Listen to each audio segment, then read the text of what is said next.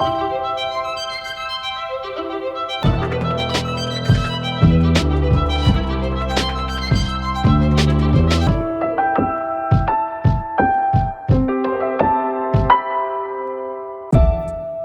a danger, as it is with some artists and celebrities, that the Hemingway myth has suffocated Hemingway, the artist.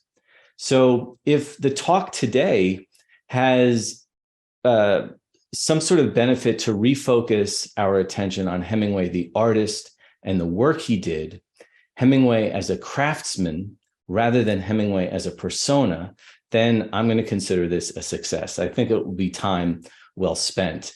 Hemingway, by the way, if we do think that the Hemingway myth is outsized and disproportionate, I think Hemingway largely is to blame for that himself. Hemingway did a lot of bragging and mythologizing, self-aggrandizing in ways that weren't always productive to his work. And here we can see Hemingway in Cuba warding off potential intruders.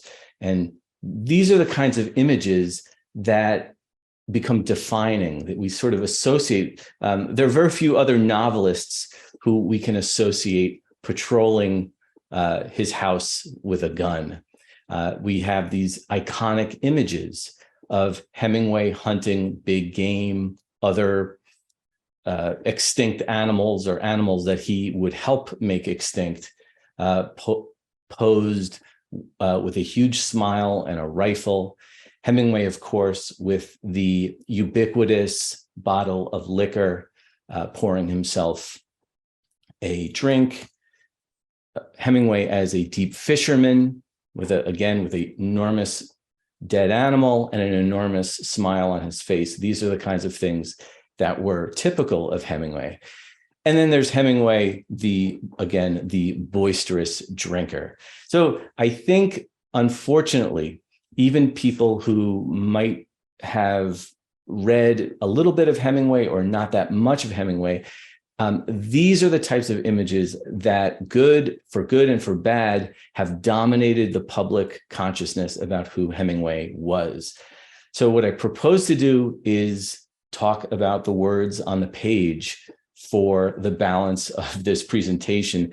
And although I admit he led a very fascinating life as a World War I ambulance driver, World War II embedded journalist, he was married 4 times. When he died, he was probably the most famous writer in the world. There is a lecture to be given about Hemingway's life.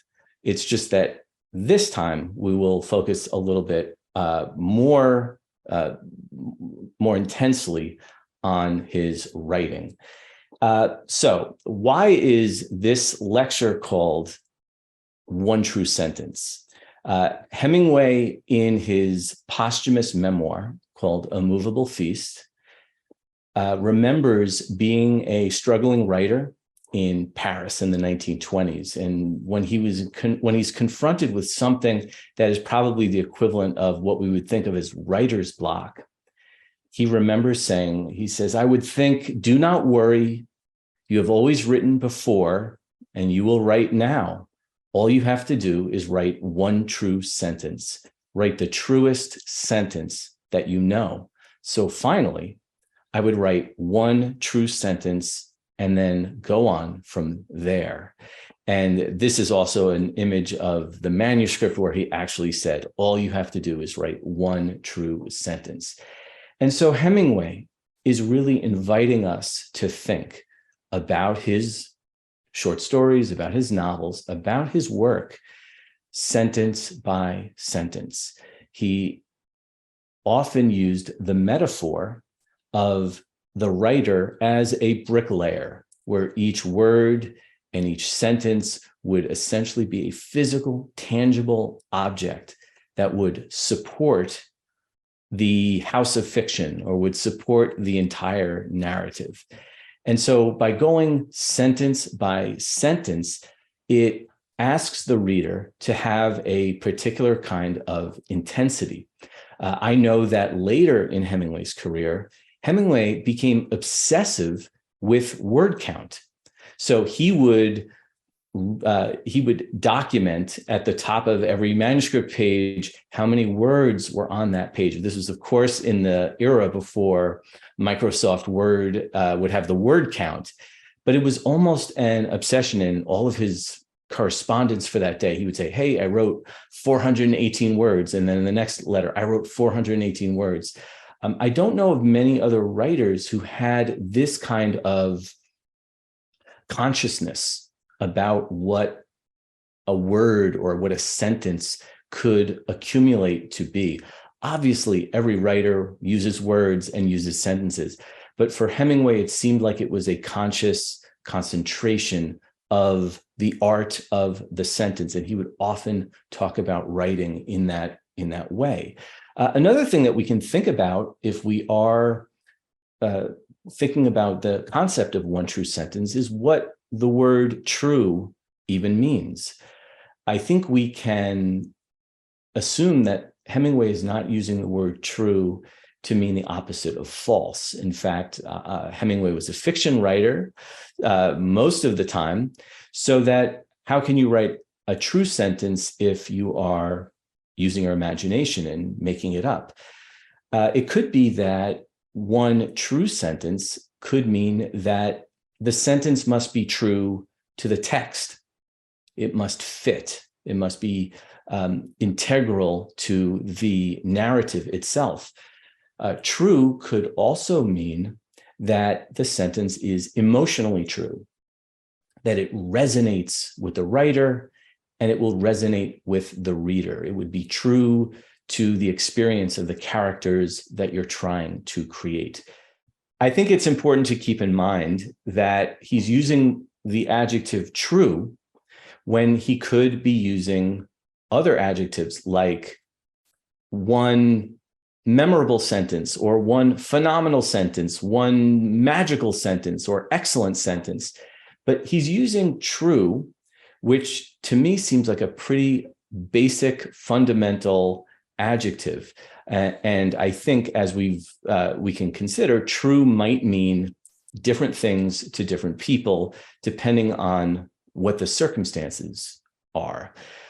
Hemingway, in A Movable Feast, extends the idea of one true sentence where he says, "It was easy then, because there was always one true sentence that I knew or had seen or had heard someone say." And I think the extension of this quote is important because he is talking about the actual. He's grounding his fiction, and whatever imaginary leaps his narrative will take, he is grounding it in something concrete. And I think we're going to see, as we continue our consideration of Hemingway's work, that to Hemingway, there couldn't just be romantic abstractions. There had to be something actual that would ground it and would give it some level of substance. I think as I want to, in fact, have this lecture do what Hemingway is asking us to do, which is come up with material that will illustrate and substantiate some of these claims. For me, the best place to look is to go all the way back, for starters, before Hemingway ever published a word of his writing. And I want to go all the way back to 1918. As many of you know, Hemingway was a volunteer ambulance driver for the Red Cross in World War I on the Italian front. He went in June of 1918. He was wounded seriously in July of 1918. And subsequently, maybe 5 or 6 weeks later, he wrote a letter to his parents to describe the state of his convalescence and to talk a little bit about what happened to him that saw him have such a serious injury. And I think the letter home is a really illuminating window into Hemingway's approach to craft. So let's look at a couple of true sentences from these letters home. First of all, and this is a beaming Hemingway from the Milan hospital bed, Hemingway writes home, he says, "I wouldn't say war was hell because that has been a bit overworked since General Sherman's time. But there have been about 8 times when I would have welcomed hell just on a chance that it couldn't come up to the phase of war I was experiencing." Just as a reminder, he's writing this letter to his mother and his father. And even in this letter that Hemingway is 19 years old, still an unpublished writer, barely even knows he wants to be a writer at this point. But he's very careful not to say war is hell. War is hell is probably true. In fact, Hemingway himself is in a hospital bed, so Hemingway doesn't have to be told about the dangers and tragedies of war. But he doesn't want to say it because war is hell was a Civil War phrase. And even at the age of 19, Hemingway is careful not to talk about World War I the way people talked about former wars.